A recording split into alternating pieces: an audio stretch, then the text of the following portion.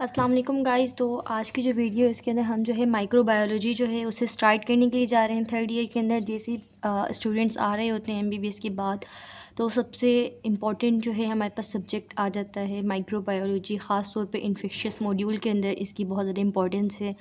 तो इसके अंदर हम जो है बेसिकली हम माइक्रो ऑर्गेनिज़म्स की स्टडी करते हैं जिन्हें हम नेक्ड आइज से नहीं देख सकते ना। वो ऑर्गेनिज़म्स जिनकी स्टडी हम करते हैं किसके थ्रू, लाइक माइक्रोस्कोप से हम उन्हें देखें और उनके अंदर जितने ऑर्गेनिज़म्स मौजूद हैं जिन्हें हम नेक्ड आइज से नहीं देख सकते, लाइक उनके अंदर बैक्टीरिया आ जाता है, फंगाई आ जाता है, इसके अलावा वायरस आ जाता है और प्रोटोजोआज आ जाते हैं, पैरासाइट्स वगैरह आ जाते हैं लाइक हेलमिंथ्स वगैरह।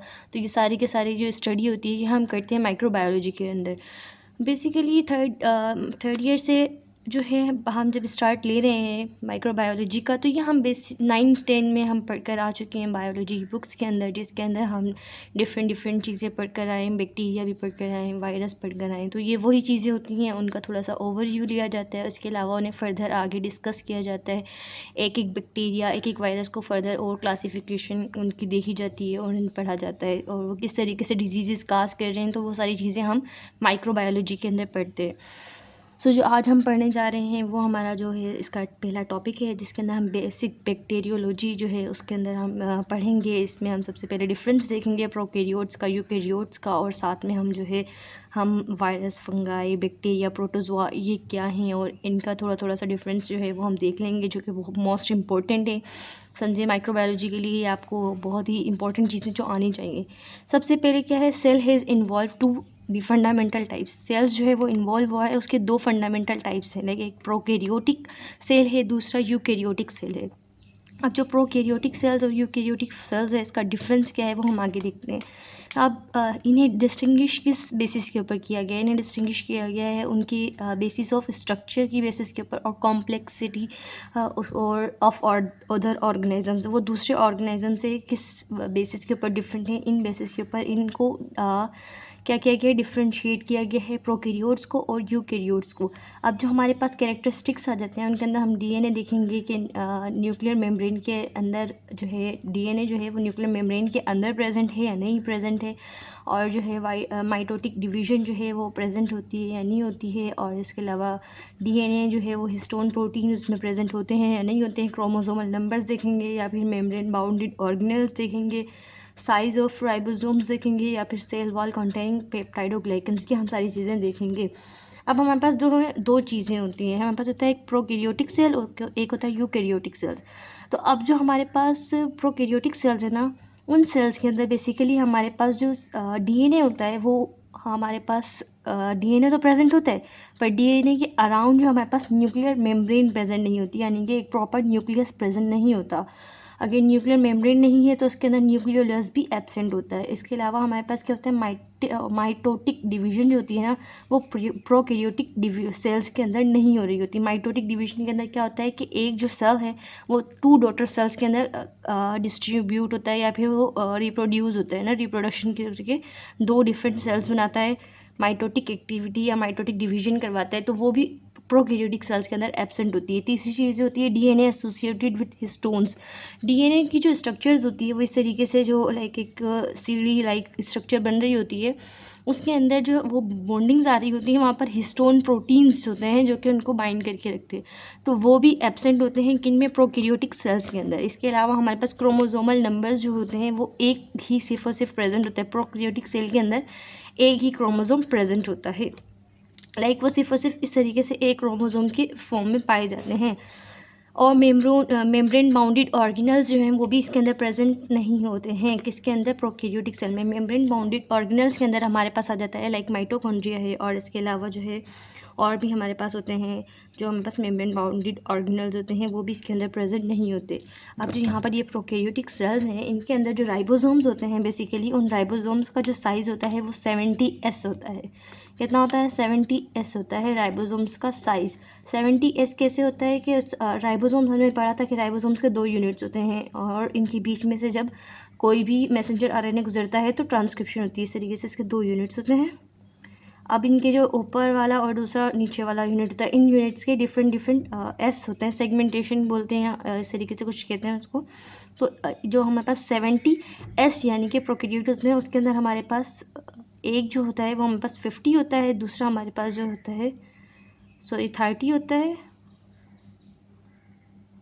20 और 60 होता है। मे बी मुझे अभी प्रॉपर याद नहीं आ रहा, लेकिन ये क्या होते हैं, 2 राइबोसोम्स के यूनिट होते हैं और इन 2 राइबोसोम्स के यूनिट के डिफरेंट डिफरेंट सेगमेंट के वो सेगमेंटेशन होती है। उसके अलावा जो है हमारे पास तीसरी चीज़ हम देखेंगे इसके अंदर सेल वॉल कंटेनिंग पेप्टाइडोग्लाइकन्स। अब जो हमारे पास प्रोकैरियोटिक सेल्स होते हैं ना, उनकी जो सेल वॉल होती है उनके अंदर हमारे पास पेप्टाइडोग्लाइकन्स प्रेजेंट होते हैं। और यही चीज़ अगर हम देखें तो यूकैरियोटिक सेल के अंदर इसके उलट होती है, यानी कि यूकैरियोटिक सेल के अंदर प्रॉपर सेल न्यूक्लियर मेम्ब्रेन भी प्रेजेंट होती है। इसके अलावा जो है डीएनए के अराउंड न्यूक्लियर मेम्ब्रेन प्रेजेंट होगी, प्रॉपर न्यूक्लियस जिसे कहेंगे वो होगा। इसके अलावा माइटोटिक डिवीजन होगी, यानी कि एक सेल डिवाइड होकर 2 डॉटर सेल्स के अंदर कन्वर्ट होगा। डीएनए जो है उसके अंदर हिस्टोन प्रोटीन्स भी प्रेजेंट होंगे। और इसके अलावा क्रोमोसोमल नंबर्स जो हैं यूकैरियोटिक सेल्स के अंदर मोर देन 1 होता है। इसके अलावा मेम्ब्रेन बाउंडेड ऑर्गेनल्स जो हैं वो भी इसमें प्रेजेंट होते हैं यूकैरियोटिक सेल के अंदर। इसके अलावा इसका जो राइबोसोम्स होते हैं उनके साइज़ होते हैं 80S और जो कंटेन और इसके अंदर जो है हमारे पास बेस, लेकिन यूकैरियोटिक सेल के अंदर हमारे पास पेप्टाइडोग्लाइकन की सेल वॉल प्रेजेंट नहीं होती है। ये जो है सिर्फ और सिर्फ ये एक चीज़ जो है प्रेजेंट नहीं होती, एक पेप्टाइडोग्लाइकन की सेल वॉल। इसके अलावा बाकी सारी चीज़ें प्रेजेंट होती हैं। तो ये बेसिक डिफरेंस था जिसके अंदर हम प्रोकैरियोट और यूकैरियोट को देख लेंगे कि क्या डिफरेंस आ जाता है। इसके बाद जो हम दूसरी चीज़ पढ़ेंगे, prokaryotic is cell is present in bacteria where is eukaryotic present in fungi, virus और प्रोटोजोआ हेलमिंथेसिस। सॉरी, मतलब कि लाइक यूकैरियोटिक सेल्स जो होता है ना, ये हमारे पास कहाँ किस किस चीज़ों में प्रेजेंट होता है, फंगस में होता है, प्रोटोजोआ में होता है और हेलमिंथेसिस में होता है। लेकिन जो हमारे पास बैक्टीरिया होता है ना, ये हमारे पास क्या होता है, ये हमारे पास प्रोकैरियोटिक सेल होता है। क्या होता है, bacteria is a prokaryotic cell. Bacteria जो है वो हमारे पास प्रोकैरियोटिक सेल्स होता है। अब हम जो है इसमें आगे फर्दर पढ़ेंगे कि हम डिफरेंट यहाँ पर हम माइक्रो ऑर्गेनिजम्स को लेंगे और उनके अंदर डिफरेंट चीज़ों को हम नोट करेंगे, उनकी बेसिक चीज़ें जो है उनमें प्रेजेंट होती हैं या नहीं प्रेजेंट होती, उनकी बेसिस के ऊपर हम उन्हें देखेंगे। गाइस, तो हमारे पास जो वायरस होता है और हमारे पास वायरस जो होता है वो हमारे पास ए सेल्यूलर होता है, यानी कि इसका कोई प्रॉपर हमारे पास सेल जो है वो नहीं प्रेजेंट होता ना। और इसके अलावा जो हमारे पास होता है फंगाई होता है वो हमारे पास यूनिसेल्यूलर भी हो सकता है, मल्टी सेल्यूलर भी हो सकता है। इसके अलावा बैक्टीरिया जो होता है ये हमारे पास यूनिसेल्यूलर ही होता है, और यूनिसेल्यूलर और प्रोकैरियोट जिसके अंदर ट्रू न्यूक्लियस नहीं प्रेजेंट होता, जिसके अंदर माइटोटिक डिवीजन जो है वो नहीं हो रही होती। प्रोकैरियोटिक सेल की जो है वो मैं वो बता रही हूँ लाइक फीचर्स। तो वो सारी चीज़ें हमारे पास ये प्रोकैरियोटिक सेल में आ जाते हैं। और प्रोकैरियोटिक सेल किसका होता है, बैक्टीरिया का होता है। इसके अलावा प्रोटोजोआज होते हैं, ये भी हमारे पास यूनिसेल्यूलर होते हैं। अब इसके अलावा हम न्यूक्लिक एसिड की बेसिस के ऊपर अगर हम इन सारे माइक्रो ऑर्गेनिज्म को क्लासीफाई करें तो हमारे पास जो वायरस है उसके अंदर या फिर हमारे पास डीएनए प्रेजेंट होगा या फिर आरएनए होगा। यानी कि अगर एक वायरस है हमारे पास तो उसके अंदर या तो डीएनए होगा या फिर आरएनए होगा, दोनों साथ प्रेजेंट नहीं होंगे। इस तरीके से अगर हम फंगस देखते हैं तो फंगस के अंदर जो है हमारे पास एक फंगस के सेल के अंदर डीएनए और आरएनए दोनों चीज़ें प्रेजेंट होंगी। बैक्टीरिया सेल के अंदर भी सेम डीएनए और आरएनए दोनों प्रेजेंट होगा, और प्रोटोजोआ में भी डीएनए और आरएनए दोनों चीज़ें प्रेजेंट होंगी।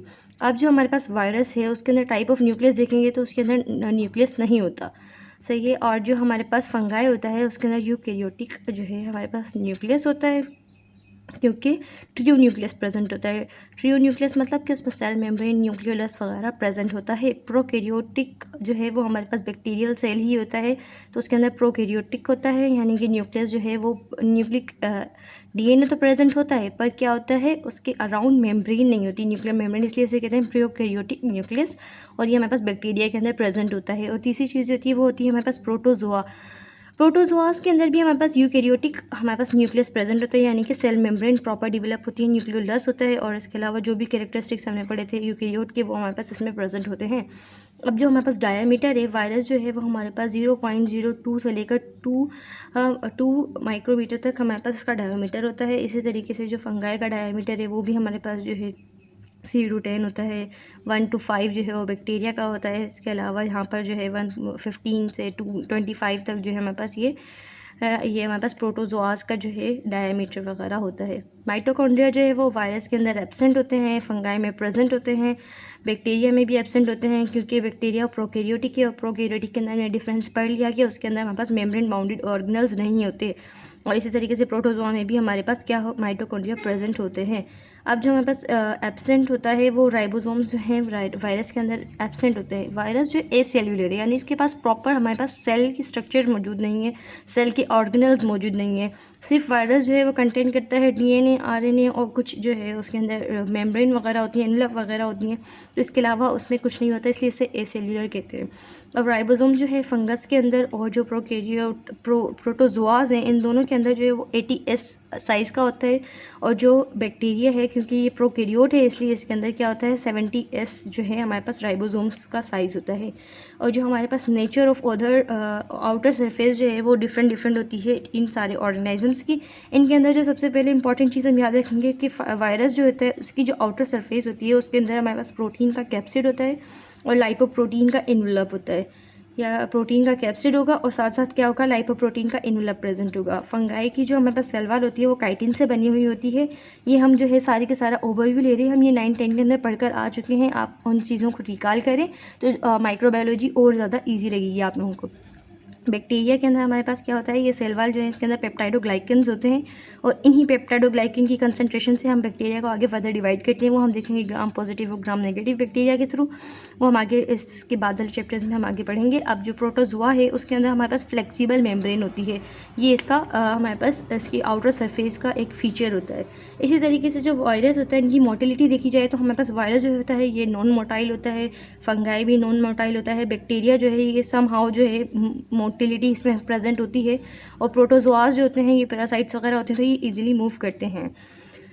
और इसके अलावा जो हमारे पास रेप्लिकेशन होती है ना, तो वायरसेस जो हैं हमारे पास, वायरसेस की रेप्लिकेशन जो है वो हमारे पास ये लाइटिक और लाइसोजेनिक साइकिल जो हैं उनके थ्रू जो है ये रेप्लिकेट कर रहे होते हैं। ये हम आगे फर्दर जब वायरसेस को डिस्कस करेंगे तो हम इसका रेप्लिकेशन का दोनों प्रोसेसेस देखेंगे। और इसके अलावा जो फंगाई होते हैं ये बडिंग और माइटोसिस के प्रोसेस से जो हैं ये रेप्लिकेशन कर रहे होते हैं, रिप्रोड्यूस हो रहे होते हैं। बैक्टीरिया के अंदर हमारे पास बाइनरी फ्यूजन होती है और हमारे पास जो प्रोटोजोआज होते हैं इनके अंदर भी माइटोसिस की प्रोसेस से ये डिवाइड हो रहे होते हैं। सो गाइस, बेसिक बैक्टीरियोलॉजी के अंदर या माइक्रोबायोलॉजी की इंपॉर्टेंट चीज़ें जो थी, जो हमने रिकॉल करनी थी, वो हम इस टॉपिक के अंदर पढ़ चुके हैं। अगर वीडियो अच्छी लगी हो तो प्लीज़ लाइक, कमेंट, सब्सक्राइब करें और जितना हो सके सपोर्ट करें। Thank you so much guys.